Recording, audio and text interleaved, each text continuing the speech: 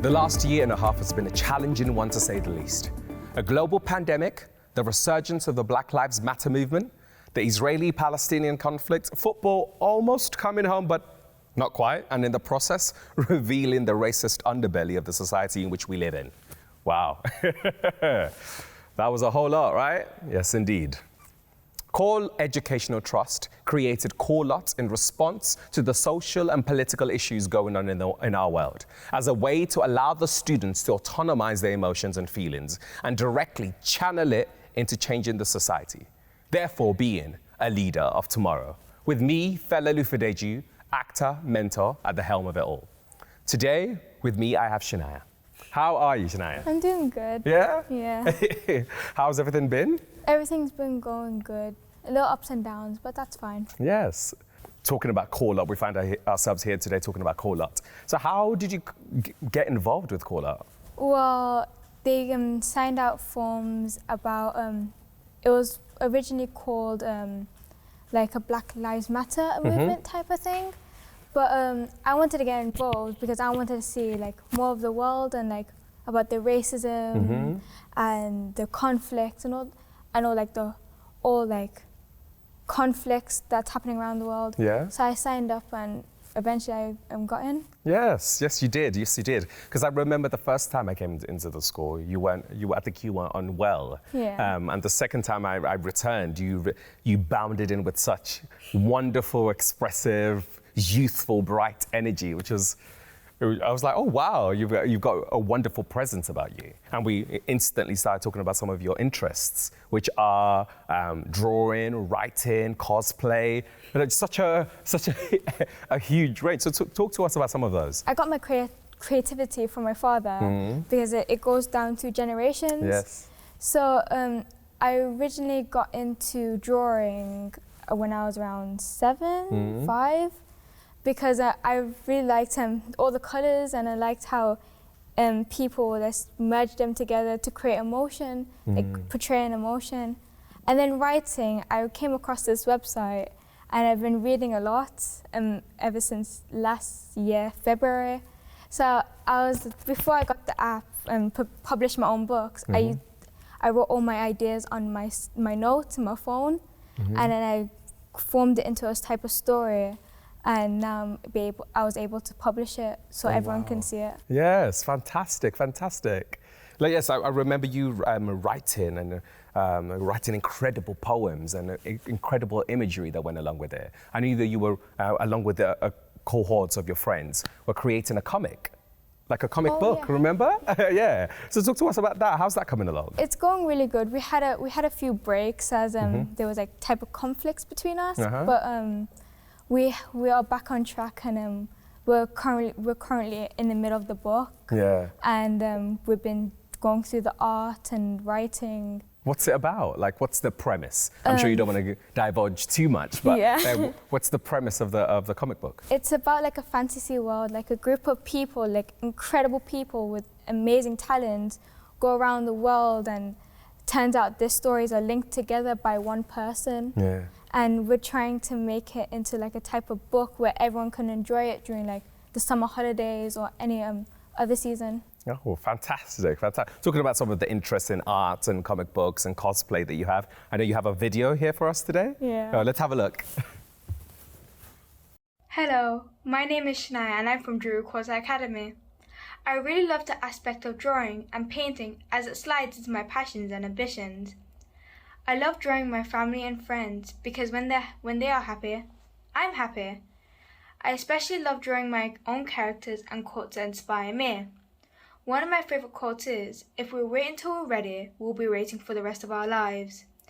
I like this quote from Lemony Snicket because in my eyes it symbolises that even though I am scared of a certain aspect of a situation, I should take one step at a time and work through it, as it's better than getting nothing done at all.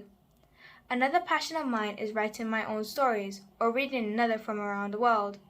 When I'm doing something linked with stories, they will always fill me up with happiness as I feel like I'm residing in another universe. I just simply do what I enjoy to put a smile on my face. Fantastic.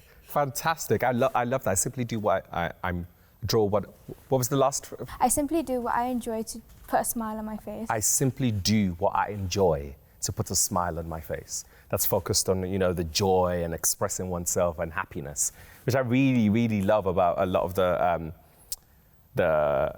drawings and the animes and the art book. You know, I know that you have a collective of creative arts that you've created, you know, with a mix of your poetry and art and everything else, which is just incredibly wonderful. I know another aspect that's massively important to you is your Trinidadian heritage, right? Yeah. Yes, because people often don't look at you and think that you're of Trinidadian heritage. Talk to us about some more about that. Well, when people look at me, they think I'm Indian at first because I have like that type of face. But no, yeah, my family's from Trinidad, and I'm actually really proud of it because I'm from another part of the world where it shows like colors and music, and it's very, very beautiful. Yes, you know, the Trinidadian culture. The only kind of knowledge I have of Trinidad is Trini culture is the festival, you know, Carnival, sorry. Carnival is just so important in that part of the world, and many people come from all over the world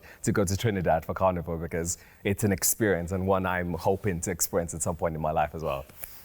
I know that you have a speech for us today in relation to how it's been the journey of COVID over the last year and a half. So if we could hear the speech, that would be amazing. Sure.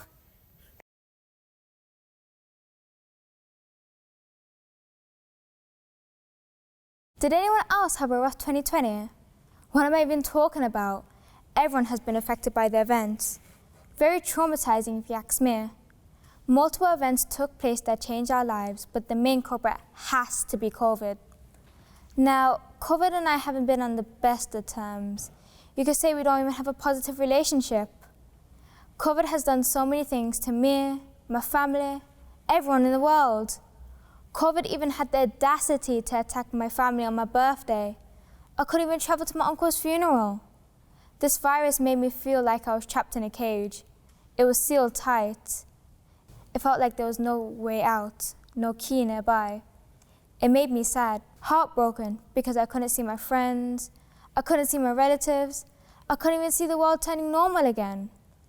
COVID came into our lives unexpectedly, and I like to describe its arrival like this.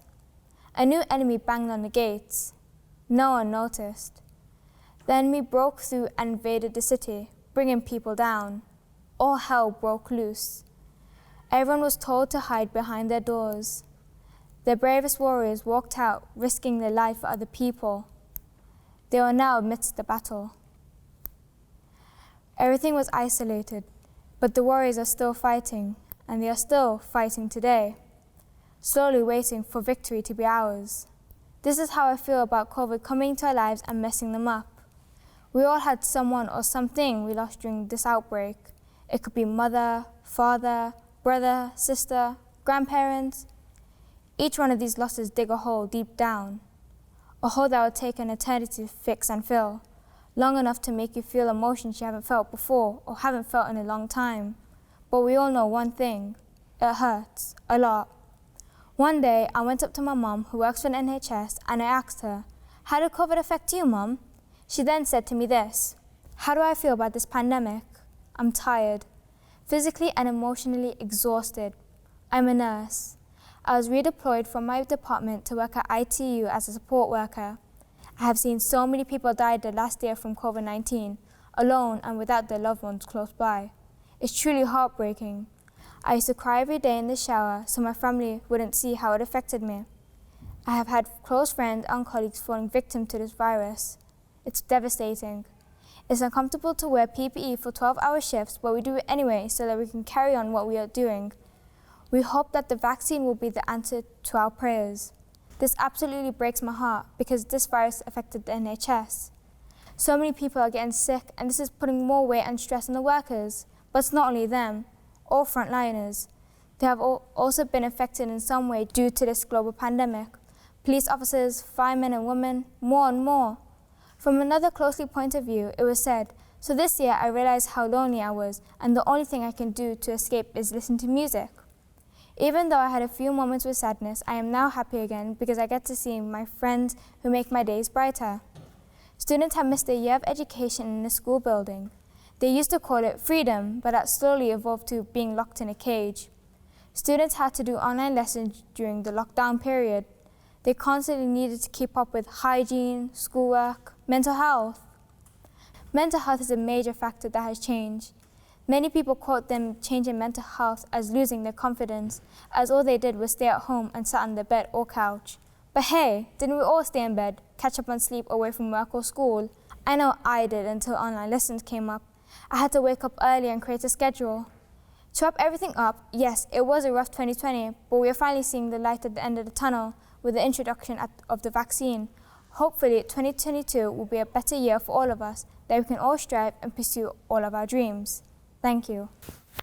Fantastic, fantastic. Come on over, take a seat. That was incredible. That was incredible. So passionate and like emotive of you to share your experience of the last year and a half with COVID. Clearly, the NHS and the health industry has been something that you're incredibly passionate about. And I know you've shared with me wanting to be a nurse, a teacher, some educator or someone that was in the medical field. Because obviously your family, I believe your mum is a nurse, as you said in the speech, and your sister is a teacher, right? Yeah, she is. And did they both catch COVID? Yeah, they both catch COVID. Yeah, so you saw firsthand the experience that COVID has in your household. Yeah. So how did you kind of pack all of that into the speech? What was the process for you? Well, as soon as we finished off our meeting, a whole bunch of ideas started flowing through my head. So I was like, I need to write this down before I forget them. So during lesson, I was like quickly writing them down, like all the notes. And then as soon as I came home, I started creating the first paragraph. And then over time, I added more and more and seeing like which fits correctly, which one flows more perfectly. And it just formed it that way. Yeah, wow, it's fantastic. And we are very grateful for such a beautiful speech. How would you evaluate your time with Kola over the last year? Like, what would you say you've learned and the journey that you've been on over the last year? Well, the one lesson I have learned is like having belief and confidence in myself. Like, as I said about the Lemony Snicket quote, it's better to move forward than staying in fear. It's better to go on and chase your dreams. Yes, absolutely. Because I know that when the initial idea of doing a talk and people, you were like, whoa, no. Like I could share all of this stuff one-on-one, but the idea of sharing it with people, you were like, no, I'm not that confident. And here you are expressing yourself and such. So that's clearly a journey. And like I think we often have an idea of who we are, but that's constantly evolving, especially at your age, you know? Each year will bring new things that you're like, oh, I like this, and I like this, and I like this, and constant evolution, which is wonderful to see. What does the future hold for you? What does the future look like? I feel like what my future is that I might go to university, maybe study medicine, and try to chase my dreams. Yes, chase your dreams and carry on dreaming. Because you dream so vividly and you create it through your art and your writing and your poetry. So it's important that you use all of those avenues to express your creativity because you clearly have it in abundance. Thank you so much for sharing all of that with us today. Thank you. As you can see, Shania is an incredibly talented individual with such imagination. Cosplay to anime to comics, such a wide spectrum of things, and which I love. She's part of a greater project in which other students share with us some of their passions, desires, and their leader within. So be sure to check them out. Thank you.